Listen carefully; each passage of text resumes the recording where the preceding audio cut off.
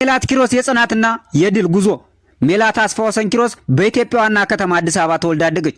በወቅቱ ሜላት ከዓመታት በኋላ በአሜሪካ ፖለቲካ ውስጥ አዲስ ታሪክ ትጽፋለች ብሎ ማንም አላሰበም ነበር። ለብዙዎች የተስፋ ምልክትም ትሆናለች ብሎ የገመተ አልነበረም። ገና በህፃንነቷ ወላጆቿ በዲቪ ሎተሪ ወደ አሜሪካ አቀኑ። ያ ጉዞ ለቤተሰቦቿ የአዲስ ህይወት መጀመሪያ ሆነ። ለሜላት ደግሞ ወደ ትልቅ ህልም የሚወስድ መንገድ ከፈተላት። ልቧ ሁልጊዜም ፍትህን የሚናፍቅ እኩልነትን የሚፈልግ የሰውን ክብር የሚያስቀድም ሆኖ ተቀርጿል። በትምህርቷ የላቀችው ሜላት በዋሽንግተን ኮሌጅ በፖለቲካል ሳይንስና በኢኮኖሚክስ የመጀመሪያ ዲግሪዋን አግኝታለች።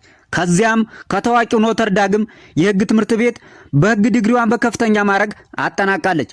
ማለቂያ የሌለው የሜላት የትምህርት ዝግጅት በኮሎራዶ ዩኒቨርሲቲ የዶክትሬት ትምህርቷን እየተከታተለች ትገኛለች። የህግ ባለሙያ ሆና በኒውዮርክ በአንድ ታላቅ የህግ ተቋም ተቀጥራ እየሰራች በነበረችበት በእስራኤልና በሐማስ መካከል የተቀሰቀሰውን ግጭት ተከትሎ የጋዛን የጦርነት እርምጃ የተቃወሙ የዩኒቨርሲቲ ተማሪዎች ጸረ ሰማያዊ መባላቸውን በመተቸት በበየነ መረብ አንድ አጭር ጽሑፍ አጋራች። ይህ ጽሑፍ የምትሰራበትን ተቋም ጨምሮ በብዙዎች ዘንድ ከፍተኛ ውዝግብ አስነሳ። ተቋሙ አቋሟን እንድትቀይርና ጽሑፉን ከበየነ መረብ እንድታነሳ ጥብቅ ማሳሰቢያ ሰጣት። ነገር ግን ሜላት ለስሙ ለደሞዝም ሆነ ለቅንጦት ህይወቱ ሳትጓጓ አንዲት አጭርና የማትናወጥ ቃል አላጠፋም የሚል ምላሽ ሰጠች። ያቺ ባጭር የተነገረች የጽናት ቃል የሥራዋ ማብቂያ ሆነች። ከሥራዋም ተሰናበተች። ብዙዎች ይህንን እንደ ትልቅ ውድቀት ቢያዩትም ለእርሷ ግን አዲስና ታላቅ የህይወት ምዕራፍ በር መክፈቻ ሆነላት። የዓለት ሜላት ወደ ቆራጥ ፖለቲከኝነት የተሸጋገረችበት ታሪካዊ ቅጽበት ሆነ። ሜላት ራሷን ዲሞክራሲ ሶሻሊስት ብላ በመግለጽ ለኮንግረስ እንደምትወዳደር አስታወቀች። በዚህ ጉዞ ታዋቂ ተራማጅ ፖለቲከኞችና ድርጅቶች ድጋፋቸውን ሰጧት። ከዛም ታሪኳ ወደ ትልቅ ምዕራፍ ተሸጋገረ። በዴንቨር ሰኔ 30 ቀን 2026 በተካሄደ የዲሞክራሲ ፓርቲ ቅድመ ምርጫ ሜላት መላውን ዓለም የሚያስደንቅ ውጤት አስመዘገበች።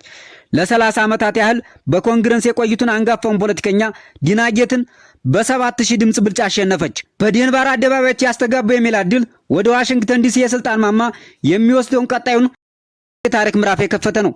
የዴንቨር የምርጫ ክልል ከፍተኛ ቁጥር ያለው ህዝብ የዲሞክራሲ ፓርቲ ደጋፊ በመሆኑ ሜላት በሚቀጥለው ጠቅላላ ምርጫ ወደ ኮንግረስ የመግባት እድሏ ከፍተኛ እንደሆነ የፖለቲካ ተንታኞች ግምታቸውን አስቀምጠዋል። ሜላት ከምርጫ በኋላ ባደረገችው ንግግር በሁሉም የኃላፊነት ደረጃ ከጥግ እስከ ጥግ እያሸነፍን ነው፣ ፓርቲያችንና አሜሪካን ከፍ የምናደርግበት ወቅት እየተቃረበ ነው፣ ይህንን አዲስ ንቅናቄና ጅማሮ አጠናክረን የምንቀጥለው የድል ብስራት ነው ስትል ተደምጣለች።